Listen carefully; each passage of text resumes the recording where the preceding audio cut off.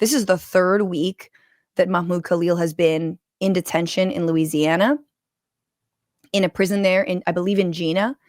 And it looks like that is the prison of choice for the roundups that are happening of specifically students on visas or who are green card holders. Students who dared to protest against Israel. Okay. And let me just say, I have so much to say on this, but the tracking of speech when it comes to students on Palestine has been happening for decades. The tracking of professors has been happening for decades. Well-funded Zionist organizations see it as part of their mission, their canary mission, to go after anyone who speaks about Palestine, in part because they know that usually on college campuses is kind of where like people start learning about Israel, Palestine. They start learning about the occupation. They learn about the ever encroaching amount of settlements. They learn about the violence.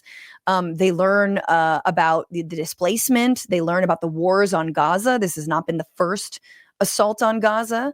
They learn about, 48, the Nakba. And it's like, oh, okay, because often they learn about colonialism, right? And so in the legacy of colonialism, they're learning about it. And so, of course, they have to be tracked. They have to be silenced. And ultimately, if and when you elect an authoritarian, they're going to weaponize all of the things that these organizations have handed over to them. And basically, just like with Mahmoud Khalil, you can tweet at Marco Rubio and get someone disappeared. Now, this is Rumeysa Ozturk. I'm probably mispronouncing her name.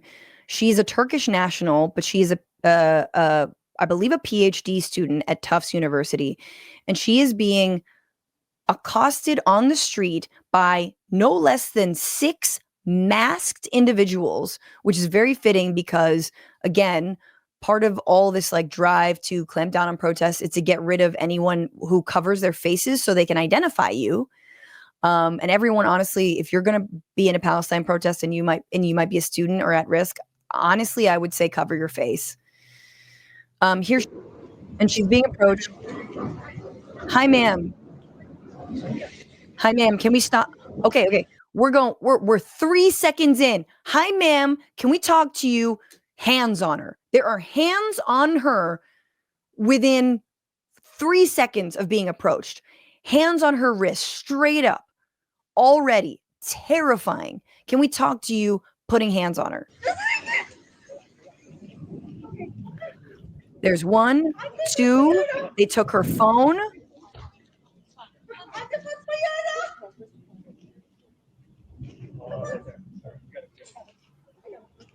3, 4, 5. Here's 6. All wearing masks. These people, yo. These lumen ass motherfuckers. How much lumen energy are you feeling right now? I'm sorry, I just finished Severance and I'm just like, ugh. Now you can hear them say, we're the police. You're not the police. You're not the police. I'll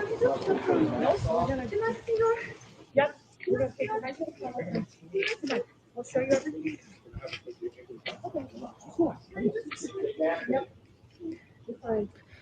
Now she's being handcuffed. The police. Yeah, you don't look like it. Why are you hiding your face? There's someone who is filming this who says, you don't look like the police. Why are you hiding your faces? Why are you hiding your face? Yeah.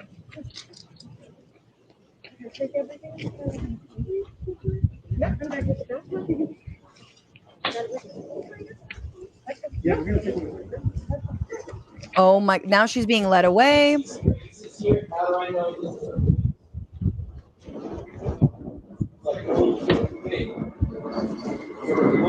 So there's someone filming, and this is really critical, guys. Like, part of me is like, why didn't someone step in and stop it? But what you can do, you can sign up, by the way, for ICE alerts in your community, and you can be alerted to if there is any kind of activity. And honestly, if you have time or if those alerts are happening near you, go film them. Truly go film ICE agents, go film their cars. If you are in a position, you are a citizen, go film them. Again, her name is Rumeysa Ozturk.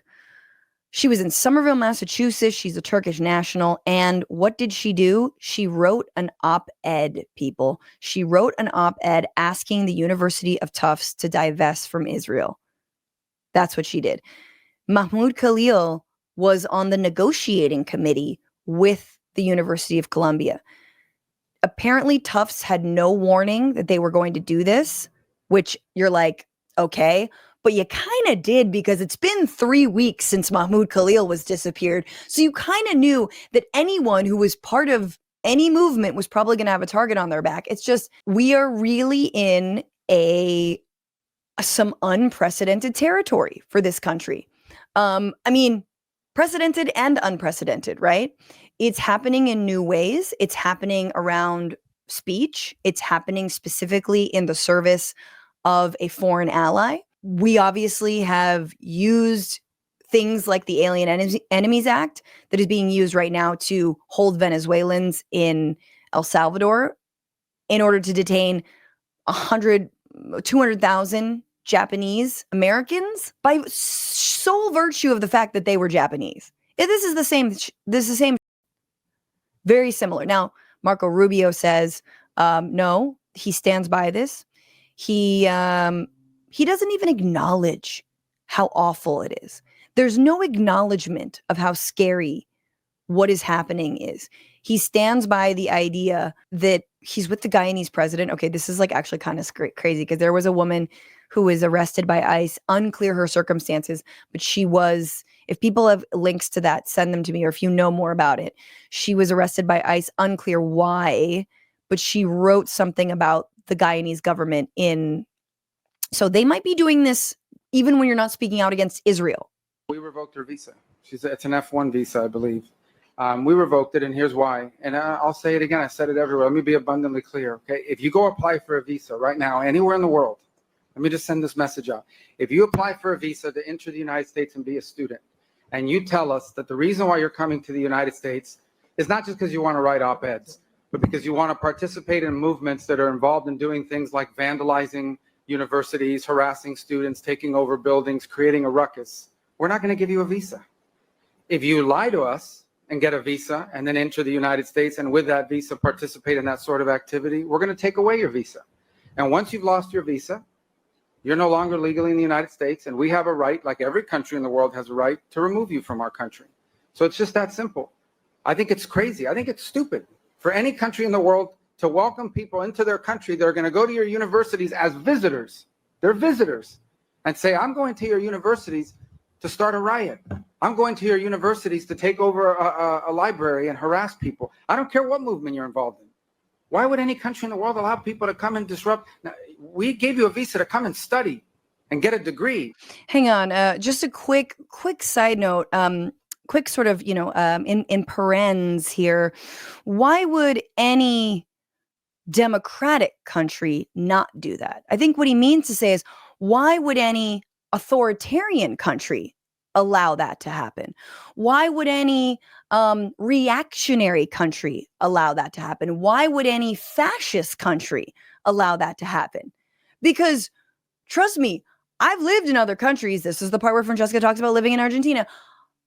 I lived in Buenos Aires. We'll talk about Argentina in a second, because this happened there as well.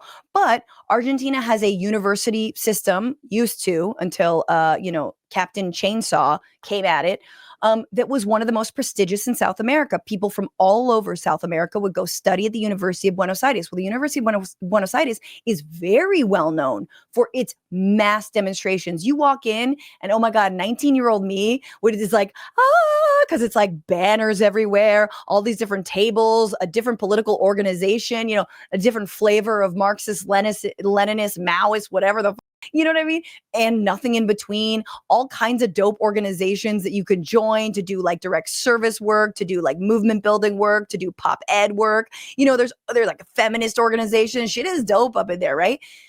Now, there are foreign students all the time. There's Brazilian students, there's Chilean students, right? There's students from all over the world. But Argentina is not revoking their visas because they participated in a march. At least, again, not in a democratic Argentina. So you can totally say what you're saying, but please use the proper terminology. No authoritarian country would do that. A democratic country would absolutely do that, because freedom of speech, as per in the Constitution I thought you cared about, that you swore an oath to protect when you took your office, that country defends the right to free speech for people, yes, who are visitors, who are studying. Well, what are you going to do? You're going to contribute to like some breakthrough STEM research at one of our prestigious universities? Like be very clear about this. And this guy loves this. This Marco Rubio, who, by the way, every single senator voted to confirm. He was supposed to be one of the good ones. He was supposed to be just like a regular neocon. I thought we were just going to invade other countries. Yay. You know, but now he's going to do the dirty war here on American citizens. Ooh. Not to become a social activist that tears up our university campuses. And if we've given you a visa and then you decide to do that, we're going to take it away. Okay, where was the crime, though? I'm sorry.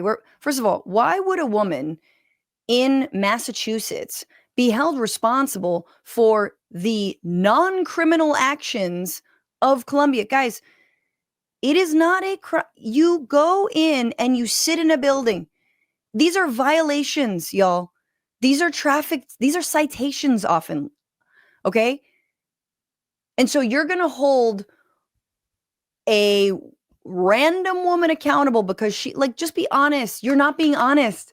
The honest answer is she wrote an op-ed that doesn't make my patron country, Israel, look good. And that's why we had to revoke her student visa, and not just revoke her student visa and say, hi, Miss Ozturk, you know, look, we're kind of fascists around here. So if you could, just to let you know, we revoked your student visa. We're going to give you 60 days to leave the country, you know, because we're terrible. Thanks. Anyway, if you need any, like, you know, help with that, we're happy to help. No. They disappeared her off the streets, and now allegedly she is in the same prison where they're holding Mahmoud Khalil in Louisiana. So even if you wanted to do this a little bit humanely, they don't. Why? They want that image. They like it. They want that. They want to scare us. That's the point. Oh, let me just go to trackapac.com/Trump. Marco Rubio has collected over $1 million in campaign contributions from AIPAC and the Israeli lobby since first elected to the Senate in 2010. Bought and sold by a genocidal regime. But I do think that old Marco Rubio would have something to say about this. Breakthrough News has this great little mashup, you know, because look, college kids say stuff. They do stuff. How can they just be held accountable for anything they might say and do? Every single person in this room and the overwhelming majority of people that you know are one word away. It doesn't matter if you're 13 years old when you said it. You're one word, you're one statement, you're one retweet, you're one like away from destroying your life. There are kids in America that have had their admissions to a college revoked. There are now certain things that you're not allowed to say on a college campus. Mr. Secretary, a Turkish student in Boston was detained and handcuffed on the street by plainclothes agents. A year ago, she wrote an opinion piece about the Gaza war. Could you help us understand what the specific action she took led to her visa being revoked? Yeah, and what was your State Department's role in that process? We revoked her visa. It's an F1 visa, I believe. We gave you a visa to come and study and get a degree, not to become a social activist. There we go. There it is.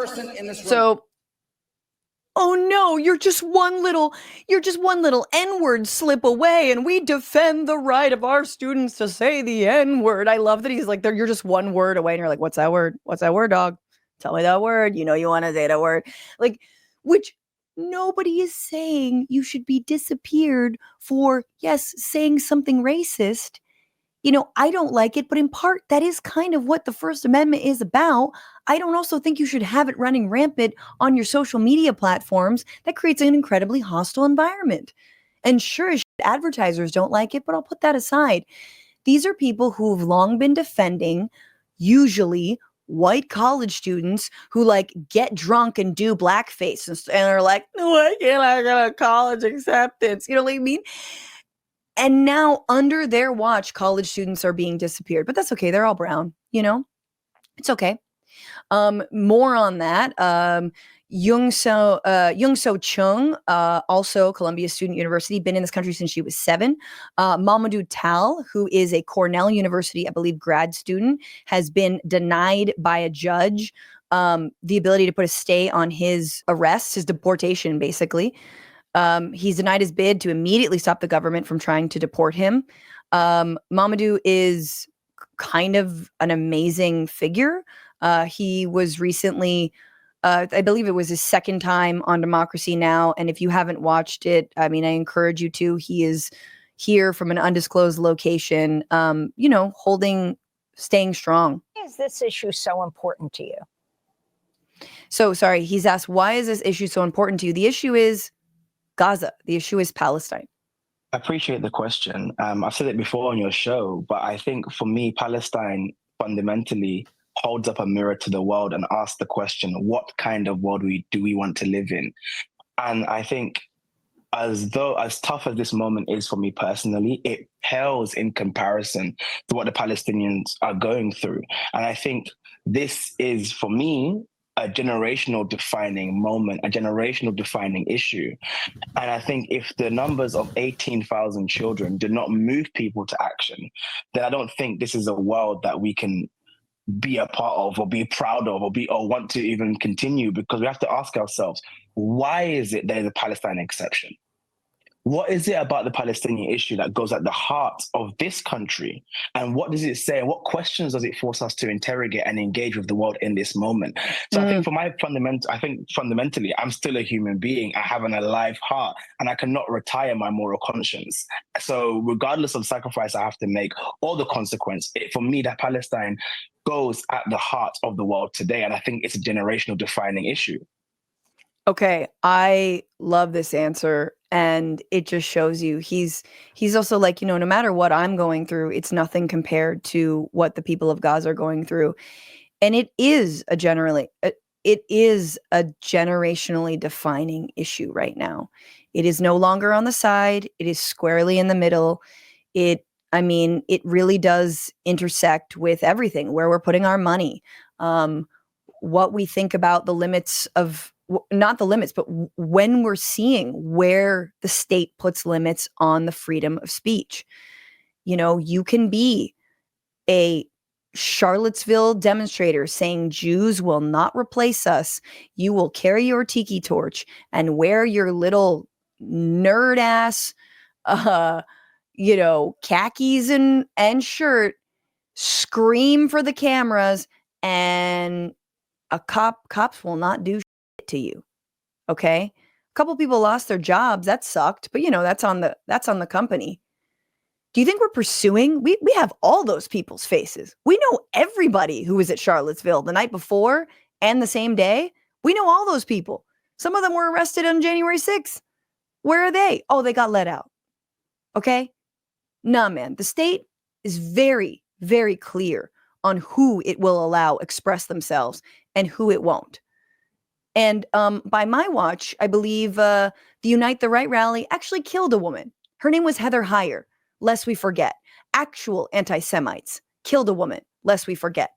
So this is a defining moment. And the reason it's a defining moment, it really cuts through the two-party nature of the way sometimes we think about things. It's like, well, George W. Bush invaded Afghanistan and Iraq, and that was bad. Obviously, I protested against that.